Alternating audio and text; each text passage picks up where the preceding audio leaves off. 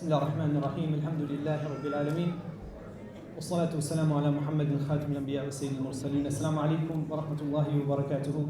وعليكم السلام And ورحمة الله. that's to the Shaykh first of all and to everybody here. This morning I was actually at a phone shop. My wife, you met my wife just a couple of hours ago, her phone stopped working. It was dead. And we tried to retrieve all the contacts from her phone book. It was impossible. In the end, the Syrian technician managed somehow to scrape out some of the data, some of the contacts, some of the most important contacts she had. And a month and a half ago, I got back to Glasgow from Turkey. I was in Turkey for a long time, and I was renovating this old antique table I've got. And it's full of lots of old pieces of paper, and there was a phone book there. An old phone book from, I think, 1994. And I used to fill it with all these numbers, like people, numbers, contacts. I was traveling in Yemen, traveling in Egypt, traveling in Syria, traveling in Turkey, and I had all these names. So what I ended up doing a month and a half ago was extract all these numbers. So obviously they're there in a piece of paper. I was putting them into my actual phone. And there's two names that came up in Syria. The year that I arrived in Syria, which was 1999, and I was passed these numbers on by a very good friend of mine, I think the Shaykh will know, Shaykh Mahmoud from London. And he said, these are the two people you need to meet in Syria. These are the two people.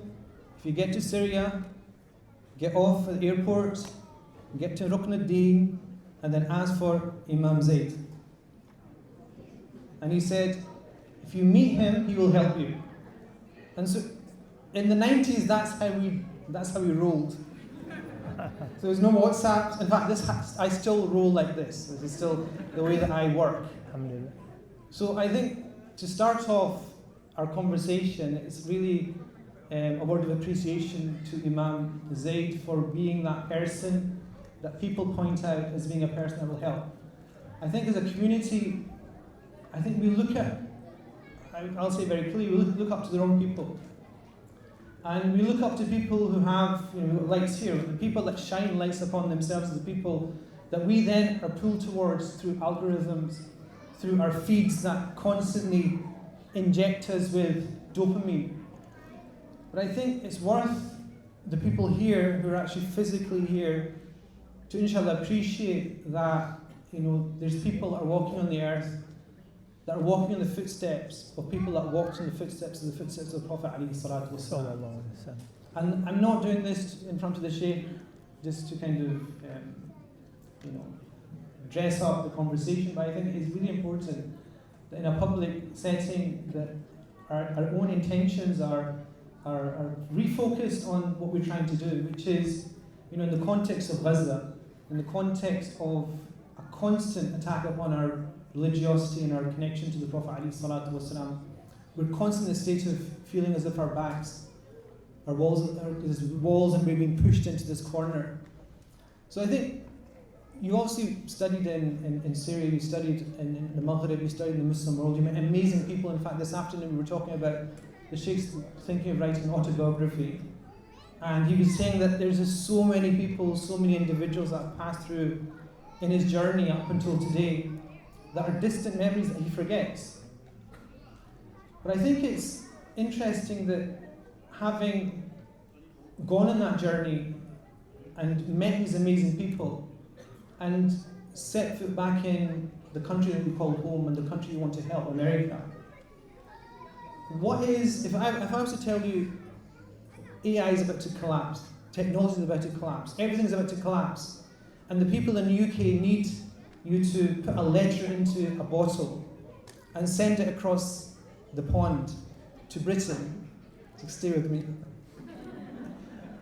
This one letter, it needs to be like 50 words. What will you tell us about the experience of the American community that you think we will benefit from? Assalamu alaikum. Bismillahirrahmanirrahim. My ears are clogged up, so I don't know if I'm talking too loud, too softly. First of all, I want to revisit the phone book. Because pre-cell phone, every number in the book we had in our head. And even if you didn't call it, I still know numbers from the 1980s that I probably haven't called in decades. So even if you didn't call it for a year, 6 months, you had it. And once in a while you have to refer back to the book, okay? And then you're straight for the next 6 months. All of that capacity to memorize has been taken from us. And that's just a small way that we're being systematically dehumanized. Until we get to the point they'll say, well, we'll put a memory chip in your head and we won't memorize anything. And then the ones who program the chip, they can delete it. Or they can subtly introduce thoughts that are demonic, and we've lost the ability to distinguish between truth and falsehood, between right and wrong. And I think that's a direction that we need to be wary of. Anyway, the question, what will be in the message in the bottle? For the Muslims of the UK, Europe, what's your experience in America of being there, a community of Muslims there for 300-400 years, and even the last century having such amazing indigenous religious movements, Nation of Islam all the way up until now. What do you think you have experienced that you think it's worth we should know? I would say to be very concise and succinct. Never forget the giants upon whose shoulders you stand, but never confine yourself to the limitations that naturally confronted them because of their time, their place, and their circumstances. That would be the message. MashaAllah. Cryptic. But I think we're going to unpack that.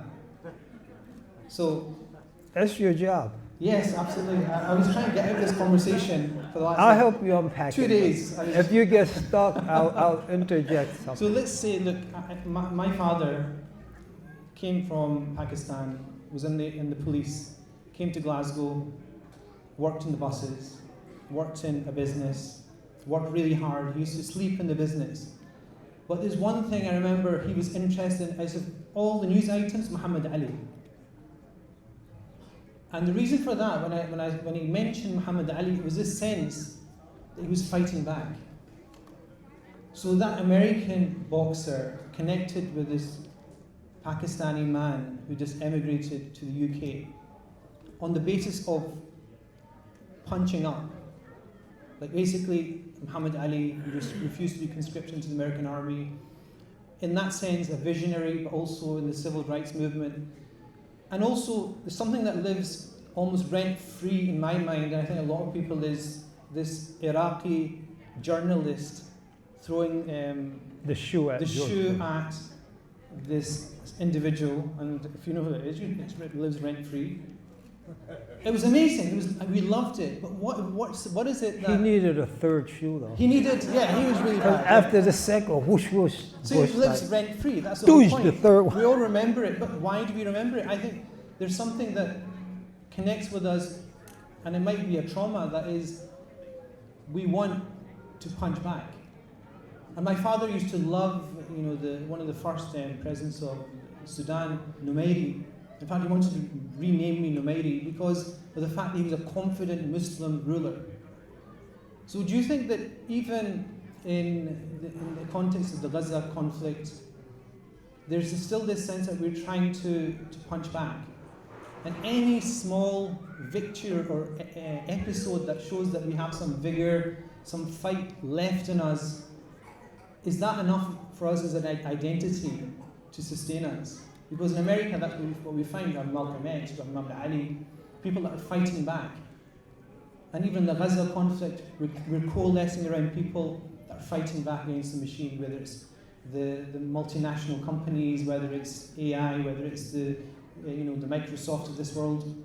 There's still this sense that we're the underdog and we're ready for the fight. Is that the right way that we should be moving forward in terms of trying to impress our religiosity in the West? Well, I think to start to unpack the original statement, we can't fight back if we aren't fighting for those who preceded us.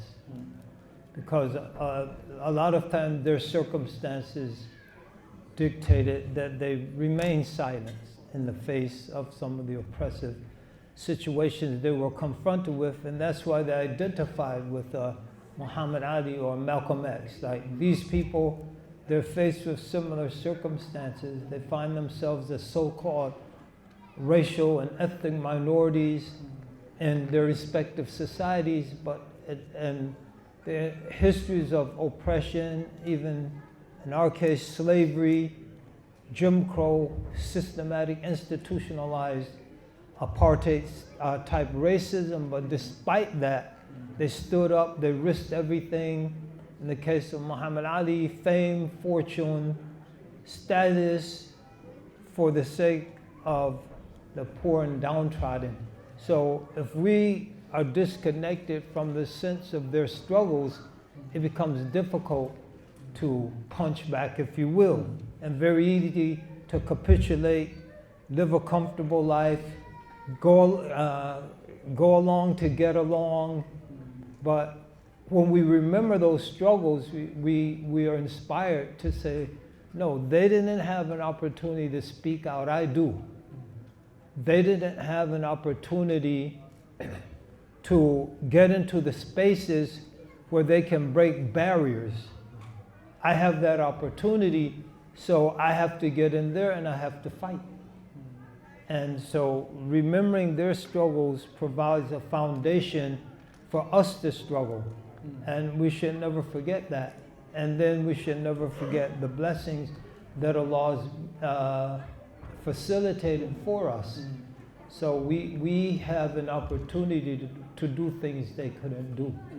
But if we don't realize that we're doing it not just for ourselves or our contemporaries, but we're doing it for them, for their recognizing their struggle, recognizing the limitations that they might have felt they couldn't overcome.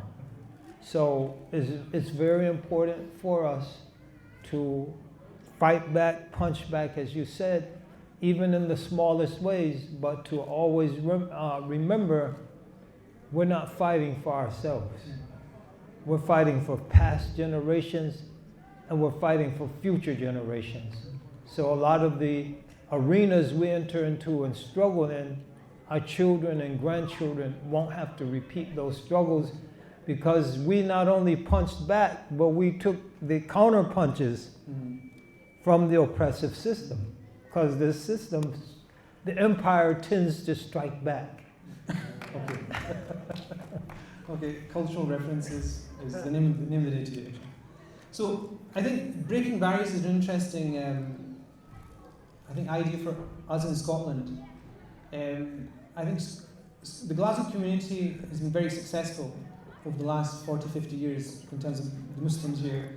I think the first black cab driver was in the whole of the UK.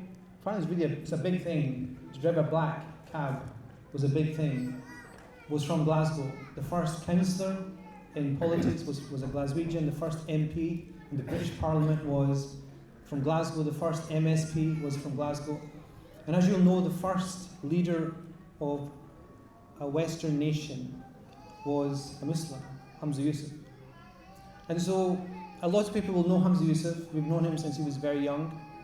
He essentially was brought up in the same things we were brought up in, Malcolm X, Muhammad Ali, of really pushing back and then also breaking these barriers. What we found is that the community is unforgiving, and this is my personal view on this. The steps that you have to take to break the barrier in the game that is being played sometimes get you to the point when you look back, there's nobody there. And specifically, your community. You know, when you have this anti-Muslim attacks on Twitter, on Facebook, and you have channels specifically dedicated to attacking you and your family, you want to fall back on your community as a source of strength. You fall back on your faith, absolutely, but you want to fall back on your community. And why I noticed, and I've said it publicly, is that the community completely disappeared. In fact, it didn't disappear. it took out the knives and it attacked. The very person that broke the barriers, they took it upon themselves to stab him in the back. So these people are breaking the barriers. How can we facilitate that so that they feel that there's some kind of support? And at what point do they have to make their own way? Just cut off everything and just go it alone? In America, it's very similar as well. A lot of the politicians in America, their personal situations I'm not aware about, but in this country, I mean in Scotland, we have the leader of the opposition, a Muslim, practicing Muslim. What role does the community have to play in this, and what way can we support them? When it should have been a matter that we should have celebrated or acknowledged. What can we do as people to support those individuals that are breaking the barriers? As being as well nasihun, we should also be obviously counselling and giving advice and giving nasiha. But is there a structure through which that can be done? Is there specific ground rules or rules of thumb, like qawa'id, like for a Muslim going into politics or public life that you think, one thing I'm surprised that there's no scholar has sat down and tried to put down in very specific terms the qawa'id of political engagement for a politician. Where are we failing as a community and as scholars for those people that are breaking the barriers? I think the qawa'id are there. It's just understanding the nuances that govern how they're applied in different situations. The first qaida is relevant for politicians, for lay people, for religious leaders, to use the term clergy, lay people.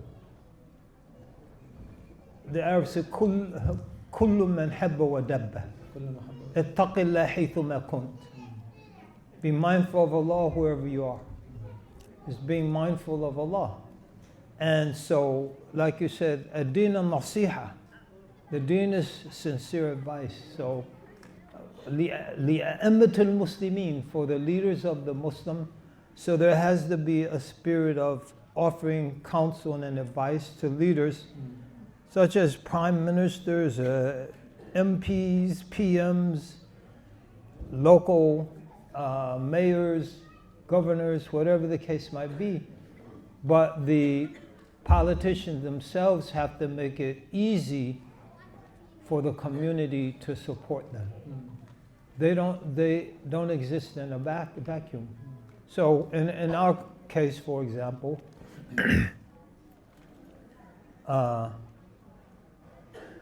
day one, our Muslim congressperson, Rashida Tlaib, calls Donald Trump an MFer. MFer. Okay. And so, a muddy puppy. So I She reached must out. listen to a lot of rap. That's what I can say. Okay. I reached out and I said, listen, you should apologize. You're representing a religious community. And there are Christians that are condemning you for that. So if you were to be gracious and apologize, you would expand your base. And you would have a lot of people look at you differently and, this is who I am and that's it. Subsequently, she says, my Allah is a she. So she didn't respond to this apology. No, there was no apology. My Allah is a she. And then advocating for trans women to compete against biological women in sports. So I don't care how you look at the whole trans issue. That's a blatant, unfair situation. In our state, because I coach track and work with youth athletes, young Muslim athletes, and know the unfair one in our state of Connecticut, high school, one trans woman broke the records held by 10 individual girls in high school athletics. The swimmer at Princeton University broke NCAA records, was ranked 461 as a male, and broke all kinds of records as a female. And so that kind of advocacy, which is unnecessary. When politicians do that, I'm not saying it's right or wrong in the context of the situation they find themselves in, but it makes it difficult for the community to rally behind them. And so the politicians have to do their best to make it easy for the community to support them. And the community has to understand the difficulty that the politician might be in, and then we can meet halfway. But when it's either total capitulation on one end or the other, finding that middle ground becomes extremely challenging. So it's unfair to ask the politician to just totally capitulate to every single demand of the community, knowing that this person is in extremely difficult circumstances. But on the other hand, it's unfair to ask the community to totally capitulate to some of the mandates and dictates that the politician might desire because of his or her affiliation with a larger party that has its particular platform. So we have to meet halfway. The best of affairs is the middle. So hopefully the politicians and the community can meet in the middle and find that middle ground that will allow a healthy climate to support the politicians and a healthy community that the politicians can depend on for support. And do you think that middle ground, we're closer to that over the last 2 or 3 years, or are we getting further away from that sweet spot you're talking about in terms of the calibration between the scholars, community, and then the politicians? If you say the last couple years, I think the Gaza situation has offered the politicians a way to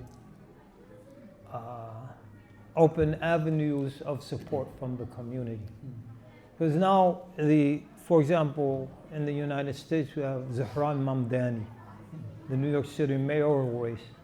So a person can say, whether he's there or another Democrat is there, they're going to support the LGBTQIAP plus agenda. Whether it's Mamdani or another they're going to do that. Whether he's there or another Democrat is there, they're going to do A, B, C, and D. But he's going to do something for the Muslim community that none of the other ones are going to do. And that he's going to call for a ceasefire in terms of the genocide in Gaza. He's going to call for the ends of weapon transfers to the state of Israel. He's going to call for ending the blockade and the starvation. And so that alone is enough for me as a Muslim to support him. And so that is sort of an olive branch that the community can accept. Because we're thinking about a genocide that's being inflicted upon a Muslim community and others, the Christians there. And if someone has the courage to go against the machine, the military-industrial complex, to go against the Christian Zionists, to go against the entrenched, the intensive lobbying effort of the likes of AIPAC and other Zionist organizations, to go against the charges of anti-Semitism that formally could end someone's political career and lead to their life being threatened, that person has earned our support, especially if all other things are going to be equal. So I think that over the last couple years have offered the politicians an opportunity to do something that's worthy of the community rallying behind them. Wallahu alam wal musta'an. Allah knows best.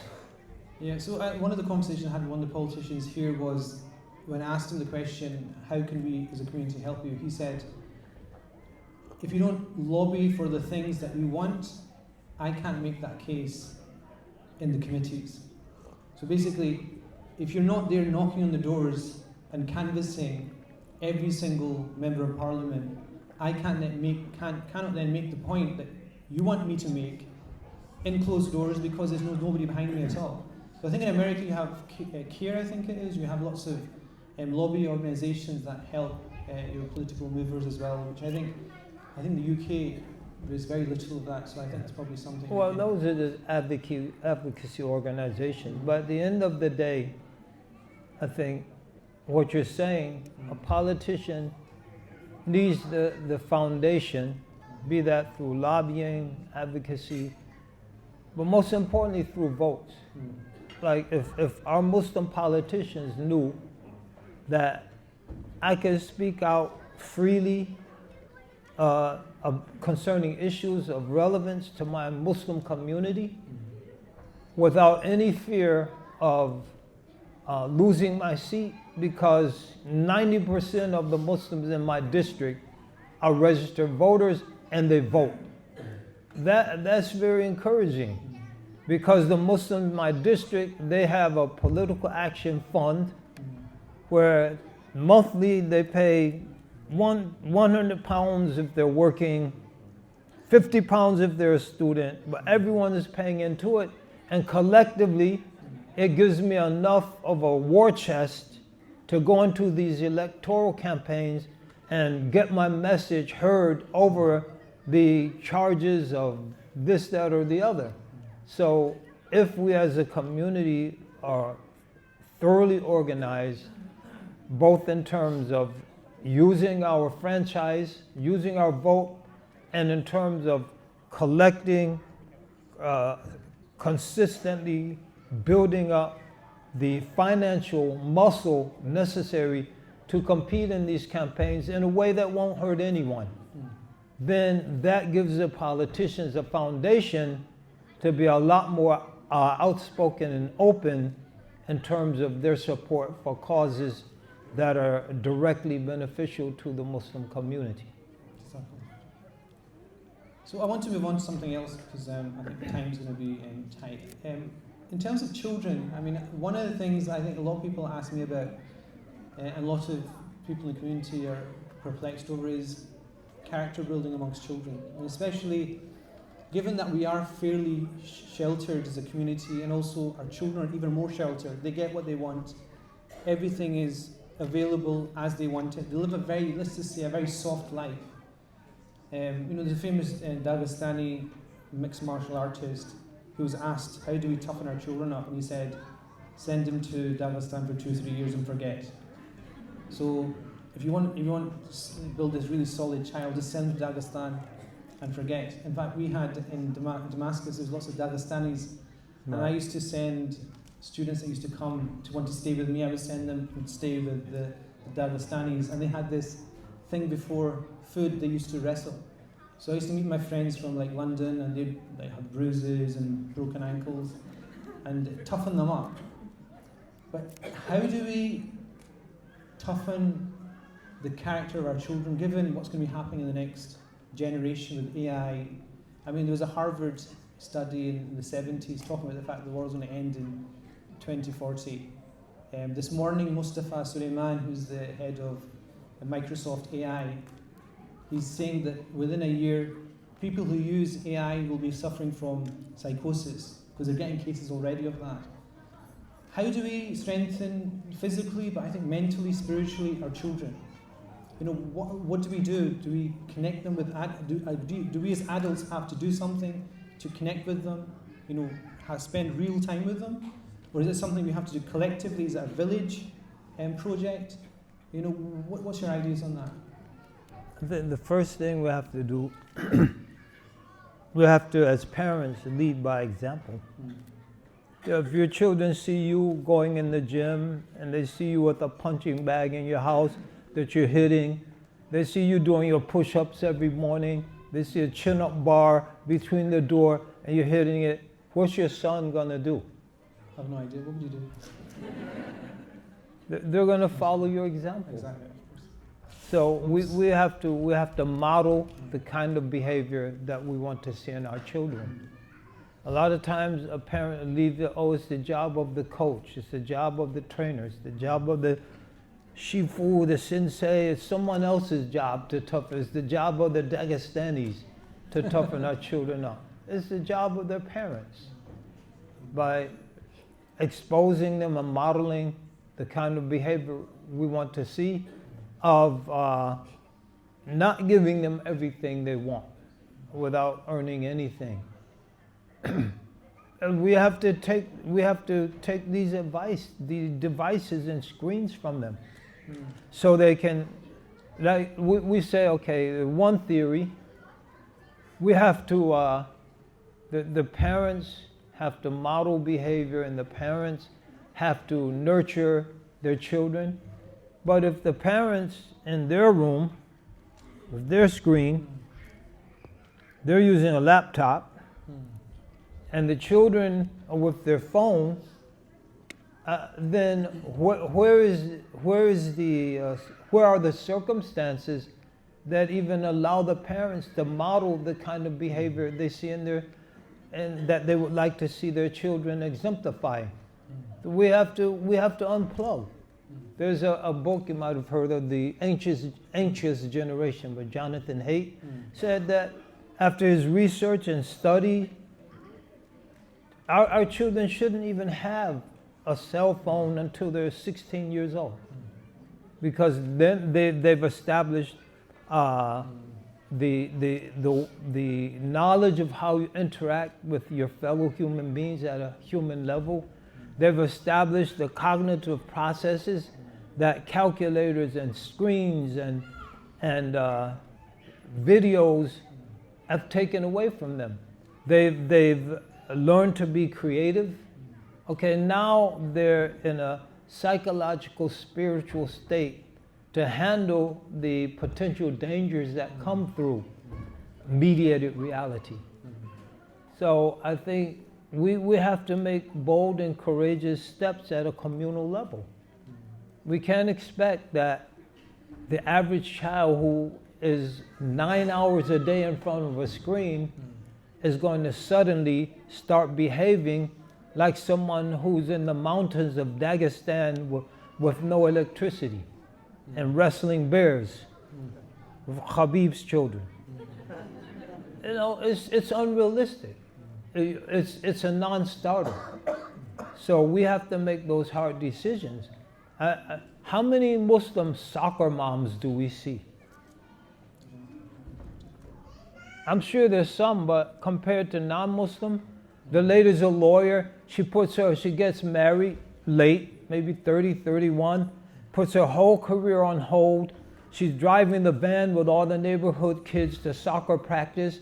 She put her career on hold for that. How many Muslim women we see doing that? So if we want the kind of outcomes that we think we need for our children to succeed as human beings in an artificial, intelligent, digitally mediated world, we have to make hard decisions in terms of cutting ourselves off from, we know the results are in, they're not pleasant. Yeah, what has social media led to?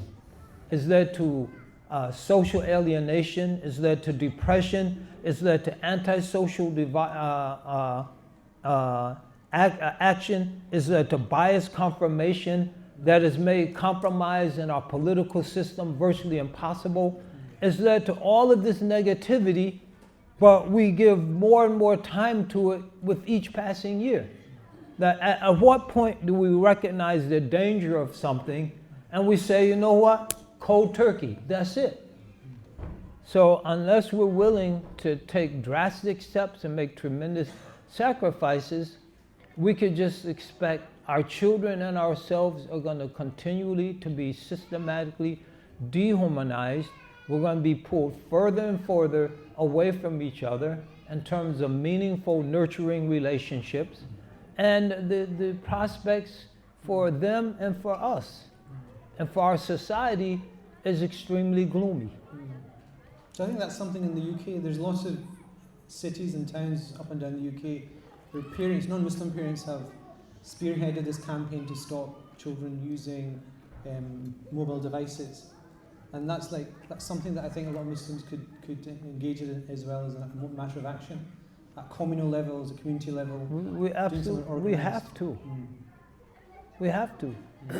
There's one article I read, it's called Digital Heroin. And do we allow, we wouldn't allow our children ourselves to use actual heroin once we knew the dangers of it, especially the long-term dangers. Why do we allow digital heroin? Because we're all addicted to that dopamine rush. Heroin's called dope, because bam, and it reduces the endorphins, and we feel so good. We get those likes and we feel so good, and we become addicted to it. So we have to break the addiction.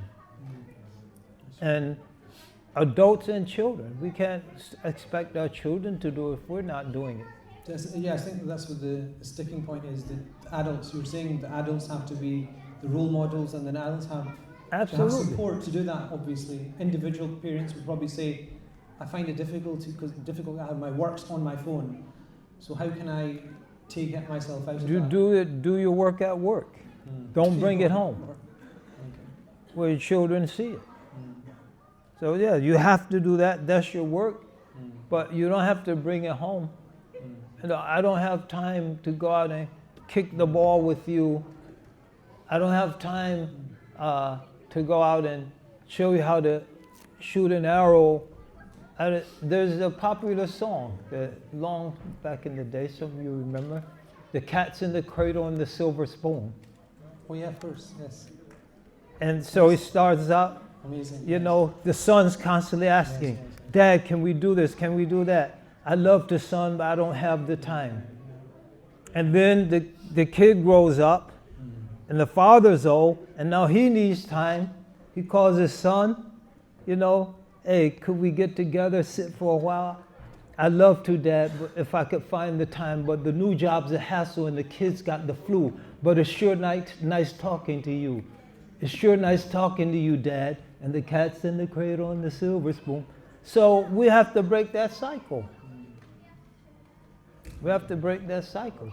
Even if it means a lower standard of living, because I'm going to work 40 hours a week and not 80, so I can have time for my family and my children, and really, and my wife, my husband, to cultivate a rich relationship with them, so that they know how to be human.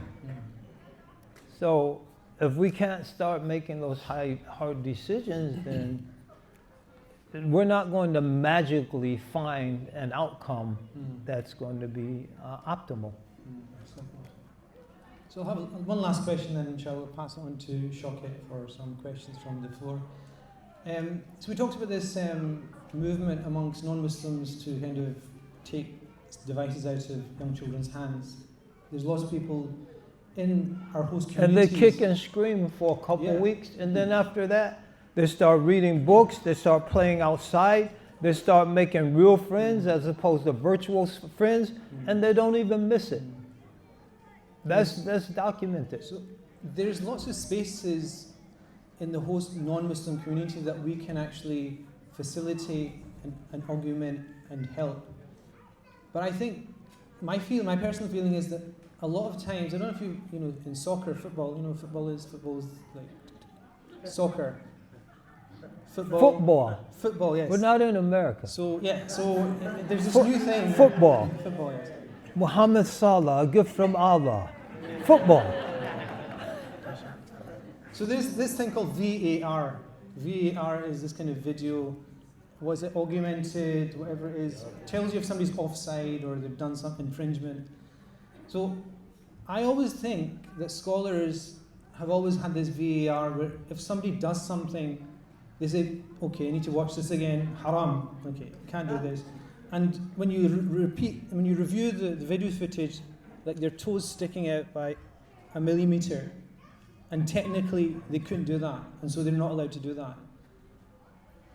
My personal kind of take is that Muslims, in a way that I don't think was done in the past, Muslim scholars and du'at, people that spread Islam, in the Middle East, in the subcontinent, in Malaysia, Indonesia, Africa, they weren't fixated in the way that I think scholars are now, where they're looking for technicalities to tell people not to do something. And it kind of pushes people away from Islam who are practicing, but also people that are thinking about Islam as a way of life. They're just thinking, there's just too many offsides. We're just constantly caught offside. So is there it's a short question, inshallah, you can give a short answer. Is there something wrong with our education as scholars, that we fixate on the minutiae, where we think that because we have a bit of knowledge, we can make that call as referees? I think there's something wrong with the way we've inherited our deen. The Prophet ﷺ, he was a jurist, he was a mystic, he was an ethicist, he was all of these things, but they were integrated into one holistic reality. So the jurisprudence wasn't separated from the ethics. The spirituality wasn't separated from the jurisprudence. It was all an integrated reality. When he passed, sallallahu alaihi wasallam, the fuqaha tried to reconstruct the legal aspect. The Sufis tried to reconstruct the ethical aspect. The Sufis tried to reconstruct the spiritual aspect, and so there was a tendency to stay in that silo and not see the deen as an integrated reality, where the law had to be mitigated by ethics. And when you divorce the two, then you get monstrosities. You get people so obsessed with haram that they push a bunch of girls fleeing for their lives with no hijab from a burning school back into the building. So we have to reintegrate our deen, where we mitigate the rigidity of the law by ethics. We mitigate the sometimes anti-legal monism, if you will, of spirituality with the law, so we can maintain a balance. So the kind of thing you're describing was just an obsession with minutiae. That's a disruption of the balance.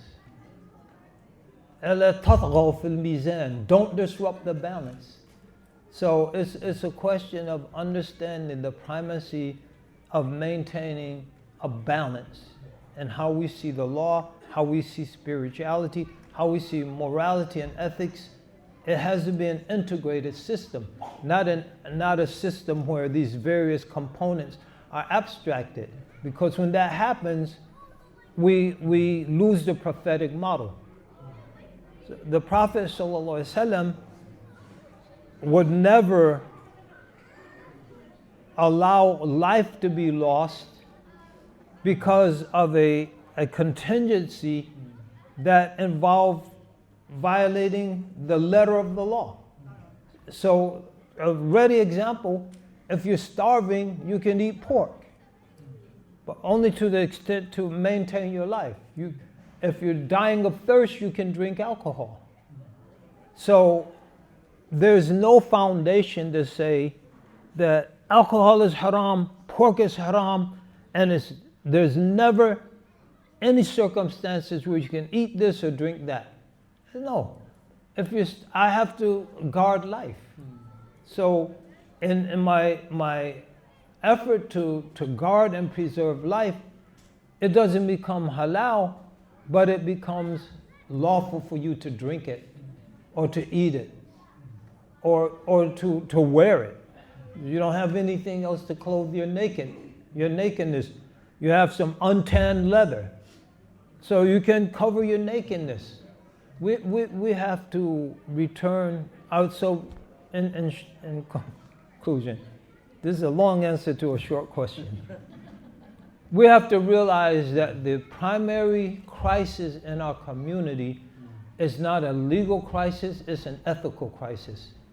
It's the inability to understand in the various circumstances we, our community, our youth, our elders, our women, men are confronted with on a day-to-day basis. It's an inability to understand those various challenges in a way that allows us to be flexible in terms of how we understand the law in various circumstances. So not abandoning the law, but having the flexibility to understand how we apply it. Now, a young lady just takes Shahada. And a sister who, it took her 20 years to wear niqab. She started with something like this and stuffed her hair up. She graduated to a scarf tied in the back, and graduated to a scarf tied on her chin, and graduated to a big thing, and then finally, in year 20, she wore a niqab. Then a new convert comes, says, "Sister, you're beautiful, you're a fitna, you have to cover your face." This sister has to go to work, she has now Muslim parents and siblings, and now she's cast into a tremendous dilemma because of a misapplication of the law. Like, what's lawful for her? Either how important is it for us just to nurture her faith so that her faith naturally blossoms and matures to the point she can wear hijab? So that the whole process of gradualism that led to alcohol being gradually abolished in the initial community. So that isn't to say we say, oh, you don't have to ever wear hijab.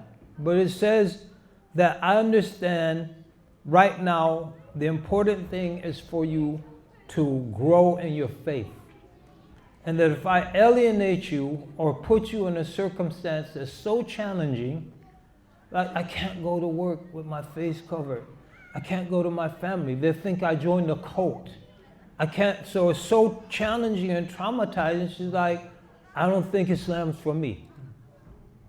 So we have to think through how we apply the law and think about how many various circumstances we're confronted with on a daily basis that require us to think about our priorities. The first priority is faith. It's La ilaha illallah Muhammad Rasulullah. The Prophet ﷺ, when he sent his emissaries to Yemen, tell them La ilaha illallah. If they do this, then teach them the 5 prayers. If they do that, then teach them there's a tax taken from the wealth and distributed to the poor. If they do that, leave them alone. Because they're new.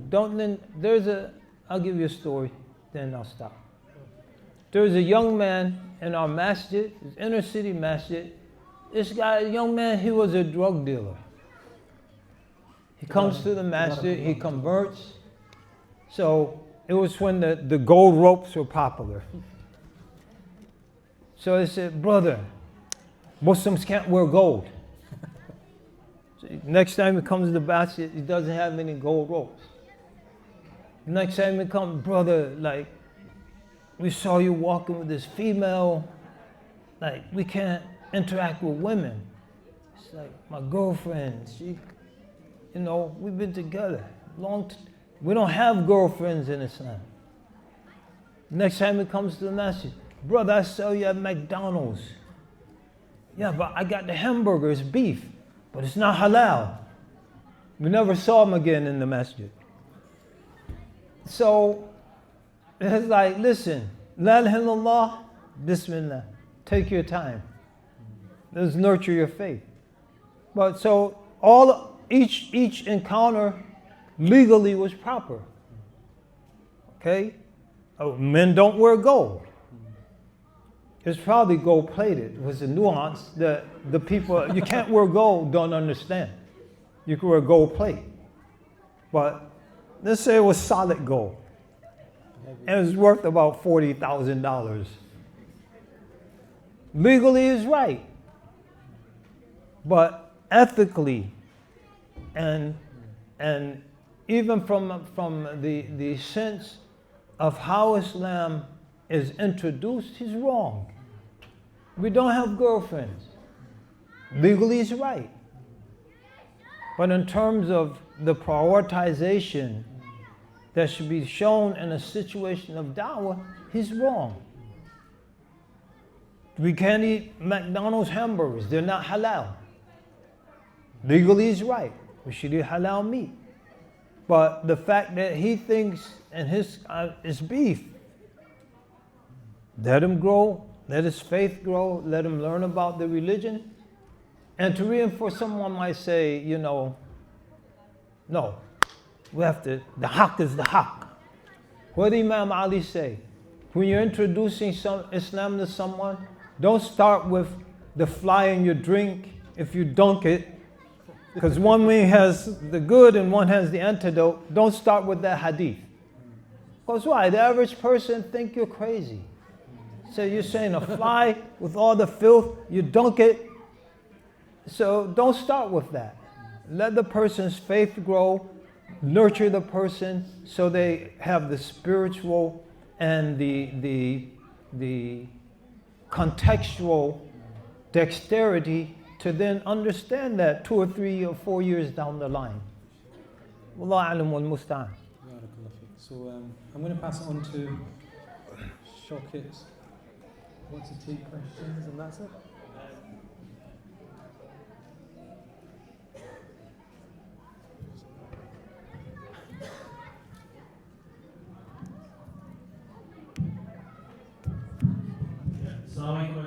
I think we're going to skip the questions and let people go home because it's past 10 o'clock. I did say the limit was 10 o'clock and it is a few minutes past, so... You should have one question from the brothers and one from the sisters. One question from the... question. Go on.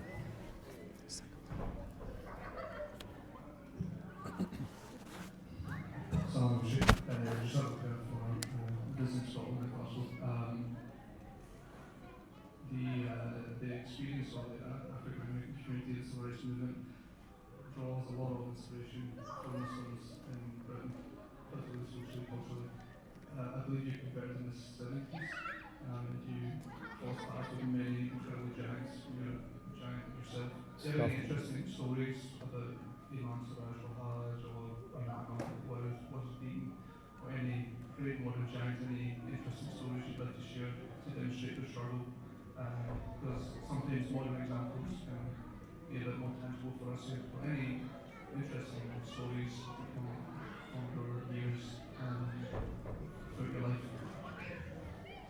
Can I take the same question to the sisters, so we put two questions together? Yeah. The sisters want to ask a question. So we can answer that very quickly. Okay. You want an example? Muhammad Ali, when he was sick and he could barely write because his hands shook so much, he would autograph 200 to 300 dawah pamphlets a day. Who is Muhammad? What is Islam? Islam and world peace. And he'd give them out everywhere he went. So he didn't allow the fact that it was very difficult to write prevent him from autographing those. And he said, if I autograph it, they won't throw it away. Even if they don't read it, they'll keep it. Someone will come behind them and read it because they're not going to throw it away. And so don't let any obstacle prevent you from making your contribution to advancing the deen. The sisters. I surprised them. So can't give a short answer. That was short.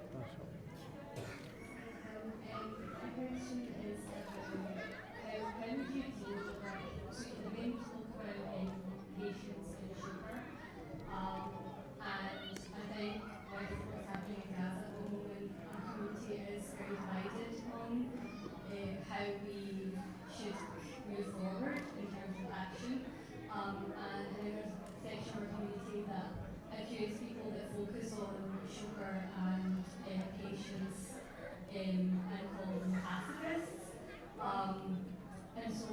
if that was something that you were dealing with, how would you respond to that from your brothers and sisters in your community, where you feel like unity is important and empowering ourselves is important, and that's what we're trying to do, but also with that patience and sugar, how would you respond to Well, if you're demonstrating very vocally, you're still a pacifist. So it's kind of ridiculous for the people who see themselves on the front line and demonstrating and raising their voices, accusing the people who are worshiping, thanking Allah, of being pacifists. I think, I would say, we don't know what the increase is when Allah says, وَلَئِن شَكَرْتُمْ لَأَزِيدَنَّكُمْ. If you give thanks, then I will increase you.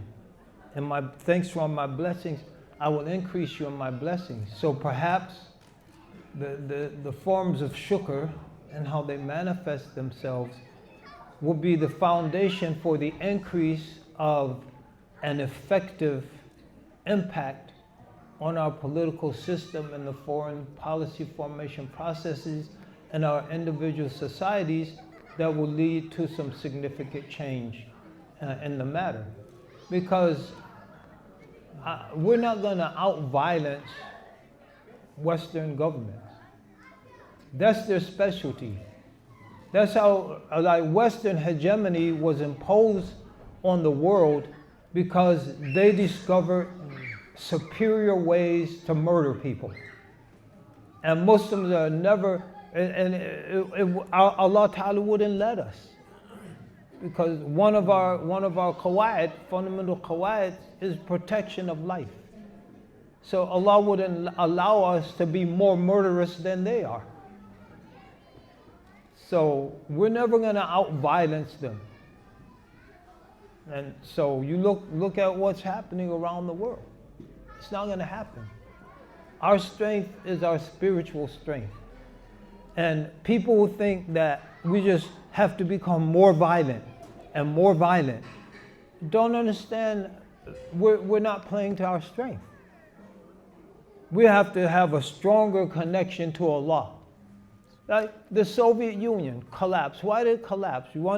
I was teaching international relations at Southern Connecticut State University when the Soviet Union collapsed. There was no one who predicted the collapse of the Soviet Union. There's no. You look at international relations, Central Asian area studies, you look at whatever you look at, there was no one who predicted it. You know what my theory is?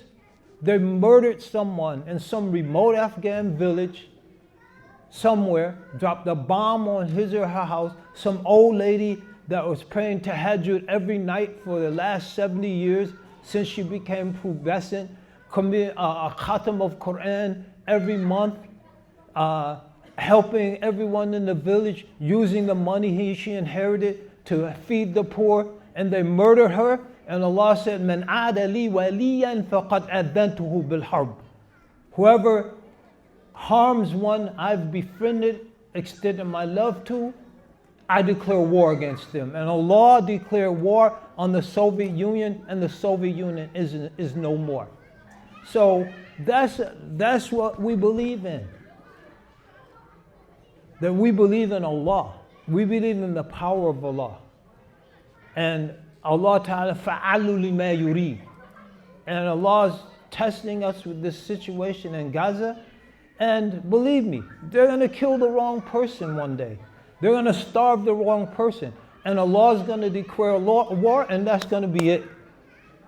So it's not going to be violence. Violence only gives them a justification to exercise their sadistic, pornographic, violent tendencies on innocent people.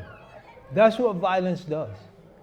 And our strength is not violence. Anyone who believes that is deceived. Now, how many nuclear bombs do we have? However many other, Pakistan has. How many nuclear bombs does Israel America have? So we're not going to outlook them. How many supersonic aircraft? How many tanks? How many armored personnel carriers? All this stuff. All this stuff. People, well, so our strength is our connection to Allah. Our strength is our belief in the promise of Allah. وَكَانَ حَقًّا عَلَيْنَا نَصْرُ الْمُؤْمِنِينَ كَتَبَ اللَّهُ we made it a right upon ourselves. We can't impose a right on Allah. Allah's imposed a right on Himself to assist the believers. كَتَبَ اللَّهُ لَأَغْلِبَنَّ أَنَا وَرُسُلِي Allah has ordained that He and His messengers will be victorious. So you go through the Quran. This is Allah's affair. And Allah will dispose of it. We just have to believe in that. And believe in miracles, and believe in divine intervention in history. And that Allah Ta'ala can intervene. That Allah has power over all things. That Allah allows some things that we consider to be bad to have a good outcome.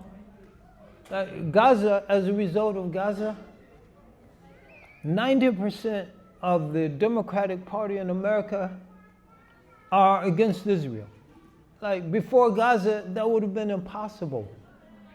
Before Gaza, a person with an Iranian sounding name, Zohran Mamdani. His name is Abdurrahman Mustafa. His Iranian sounding name would have a pro-Palestinian platform in the largest city with the largest Jewish population on earth outside of Israel, would rout the opponent candidate while America is bombing Iran. And Iran's bombing Israel. Like, la ilaha illallah. Fa'alul ma yurid. Allah does what He wants. So, you're a pacifist, in this situation, those actions that might be described as pacifism, they're going to be the foundation of victory. Wallahu alam wal musta'an.